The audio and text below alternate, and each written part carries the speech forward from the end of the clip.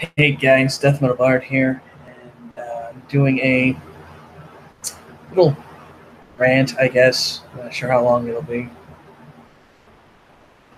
As you can see from the cover here, this little overlay I have, I'm going to be talking about Jawbreakers, the DNC, or the Diversity in Comics graphic novel that has gotten into some controversy from SJW artists and writers, like guys like Mark Waid and shit like that. Anyway, I guess if you don't know who DNC is, I'll kind of give you the rundown. DNC is a YouTube channel run by a Richard Meyer, who is a huge comic book fan, and he's been very critical, I think,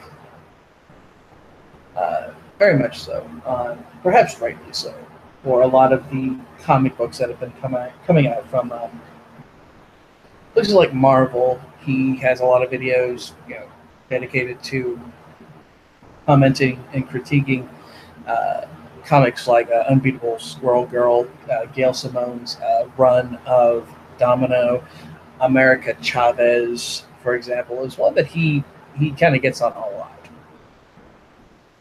And he talks about the art being very amateurish. The writing, especially, is very amateurish, and is very thinly veiled SJW mouthpieces for them to espouse their political viewpoints. Not only that, but there has been a lot of kind of backlash from comic book fans at SJW, Marvel, for example, because of the writers and artists kind of bashing and ill treatment of their fans because fans don't want to read thinly veiled SJW garbage. So the artists of them told Richard Mayer to put his money where his mouth is and make his own comic, which he did. He has an Indiegogo currently. It's at 260,000, I believe. It's probably going to get very close to 270,000. I honestly am hoping that this thing hits 300K, because that would be insane. And he's, gotten some pretty damn good artists to do the material, and it's currently, as to sales that have been kind of represented, it would be like number 3 of like the best-selling graphic novel currently. I mean, that is no easy feat, and that is not something that you can't shake a stick at. That's pretty damn impressive. And recently, they were going to get published under Antarctic Press, which has done a lot of political parody comics. They published My Hero Macadamia, which is the parody of My Hero Academia, and Trump. It's that one's also a really good comic, by the way. Really check that out. But about a week or so ago, Antarctic Press kind of dropped Jawbreakers from being published, and Mark Waid of Marvel, who's done, honestly, I can't even fucking remember shit he's done, but he's like kind of a mover and shaker, I guess, big head honcho sort of guy, or at least thinks he is. Basically, on Twitter, went on a huge tirade about it, and it would just seem like a weird coincidence that after he does so, the DNC comic gets dropped from publishing. And so there was lots of talk of Mark Waid essentially bullying Antarctic Press to basically drop Jawbreakers, because of Richard Mayer's beliefs. He is, I would not say he's alt-right. People all the time are claiming he's alt-right. He's not. He's from what I've seen of him, he's like center right. You know, if anything, that I think he's more closer to that, maybe like a conservative, but I don't see him as an alt right at all, really. So the fact of the matter is that they're only kind of pissing on him because he doesn't follow their exact rhetoric. So what this video I want to talk about is, why is this a big deal in comics? Why is this literally a big fucking deal that a guy who doesn't share SJW or, you know, extreme liberal political viewpoints is basically kind of blacklisted and basically continuously being pushed against to keep out of the, you know, comic industry? Why is that? Why is this a big fucking deal to do so?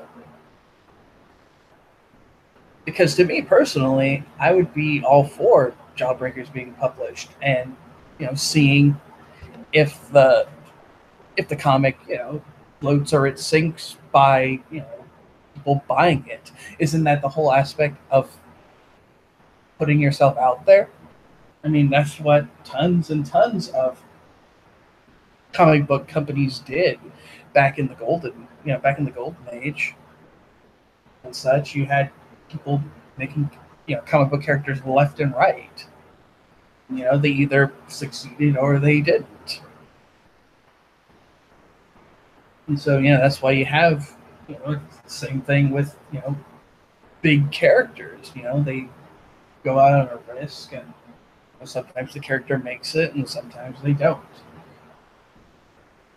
But they at least put them out there so that way people could decide for themselves if they wanted to read that or not. But when you have people basically telling you, we're not going to stock this book because we don't believe in this person's political beliefs, then to me that's just saying, well, because he won't play by our rules, we're going to take our ball and go home, and we're going to lock the door so he can't come in and play. You know, lock him out, basically. And to me, that's completely unfair, for one thing, and that's completely childish and asinine. It just seems to me that a lot of this stuff just purely boils down to is that the people that are doing all the shit posting and media stuff for Marvel Comics is basically telling people that they don't give a shit what the fans want. They want people to only look at their stuff and only read what they want you to read. To me, that's morally apprehensible. No one should ever decide what you should or should not read at all. I mean, come on, it's normal sense shit, right? But apparently that's too much common sense for SJW. You know, SJW people to really comprehend. And so I'm kind of going off topic a little bit, but maybe not. We'll see. But comic books, I've always had like kind of this weird state of mind that I've seen. Because comics have had kind of political leanings in a lot of them. I mean, again, go back to the Golden Age, go back to World War II, where Superman, Captain America, and, you know, all these superheroes are telling people to buy, you know, war bonds and, you know, punch a German, you know, punch a Nazi, you know, punch the, you know, slap a Jap, you know, sort of things. I shouldn't say slap a Jap, but I mean, those were kind of the things that they had out there at that time. You know, telling about, you know, to be patriotic and the war effort. So I know for a fact that comics had political leanings in them. But at the same time, it's like they had political leanings, but they had fun with those political leanings, I guess. Particularly since, Captain America punching Hitler. That's, a very profound political statement, but at the same time, it's like, for the people who were reading that, it's very, awe-inspiring. Here's this guy who represents, the values of America, punching this horrible dictator who's causing all these problems in Europe and things like that. So it's that, that America feeling, it's a very, kind of tight feeling you have seeing that. And I think really why a lot of the SJW Marvel stuff kind of fails is that the things that they politicize are things that shouldn't be politicized. I understand that, for all intents and purposes, I understand that, there is, like racism and sexism and all that shit. Those are things that exist. I understand. I know that. I know that people deal with that shit. And it sucks that people got to deal with that shit. It does. But if the character's theme is going to be around those themes, shouldn't they be explored far more intricately, far more poignantly than just America Chavez, I'm Latinx or whatever. I don't like white people, kind of thing. And the thing is that America Chavez she's not even Hispanic. She's an alien. From what I've read, she's an alien who adopted, or in some cases, if you want to go, you want to piss people off, appropriated Mexican culture. Because the alien race had brown skin, something like that. But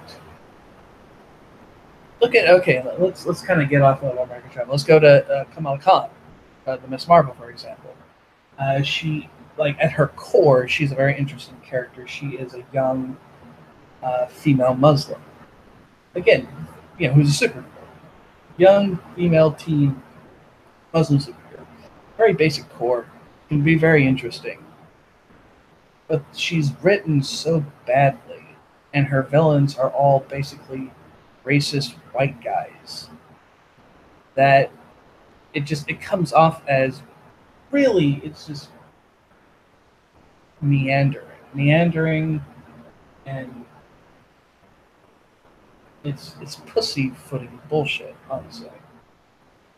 I mean, if you guys really want to explore, these aspects, really explore the aspect of being a young Muslim girl, having to really deal with that kind of religion, the aspects of the religion that are, in a lot of cases, quite contradictory to the aspects of, feminine rights or whatever. Actually explore that. Actually look at it. Hell, I don't understand why they never thought of this. Maybe they did, and I just haven't looked at it yet. But I just immediately thought, hey, Kamala Khan has to stop an Islamic terrorist group. She finds out one of her closest friends, believes this aspect of this extreme Islamist group. And she has to stop this person, guy or girl, whatever. And that gives you the opportunity to explore, how does she balance that? How does she balance being a good Muslim? and balance being a superhero where there are times she's going to have to fight people that, are her people. Being, a Muslim or being a girl, for example. There's times you're going to have to fight people that are like you. So how do you balance that? Like, does she have a crisis of literal faith? Imagine that, having this young girl struggling to understand if is she doing the right thing by trying to stop her friend who was going to, maybe attack, a school or a building or something because that person's faith. Or, does she, realize that while that person's faith is important, the fact that she was so adamant on wanting to hurt people, something that she feels is wrong, not just religiously wrong, but I mean like morally wrong, as like a superhero, as a person. And she acknowledges that, and she stops them. She stops the terrorists. Is that not a way better kind of image for young Muslim teens to read and to look at and be like, wow, like this character speaks to me. It's the same thing with Black Panther. Like, you want to have this character who is this, very powerful, regal figure, and you need to, really emphasize that struggle with being a superhero and being a king. That's something that could be an entire rant video in and of itself. So I'm just, kind of basing off examples here. But the thing that I've seen from a lot of the SJW, Marvel comics and things like that is they don't want to have well-meaning, well-rounded, heroic characters. They want characters who easily beat their foes, who quip cringeworthy jokes, and espouse their political rhetoric to the point of complete sardonic vitriol, really. And they are not hesitant to bully people to get them to believe how they want them or to get them to stop commenting and critiquing. Well, I am not going to not comment and critique on such things. I'm going to do so because I feel that I have as much right as anybody else to discuss it. And I'll be damned if anyone's going to tell me not to. So, if you feel the same way like me, you guys want to support a really, really good comic, go check out Jawbreakers Lost Souls under Indiegogo. Again, it's going to be in the description box. If you like this little rant thing I did, you want to see more, hit up the comments. Tell me if you want me to look at comics to see which ones I would look at, what I would change. I might just do things where I'm going to be looking at public domain characters, where I'm going to look at how I would use them, or how I'm going to use them, because I'm working on comics as well. But that's pretty much it. Hopefully this is the start of a good series. If not, well, let's just see where it all goes. Deathmetalbard signing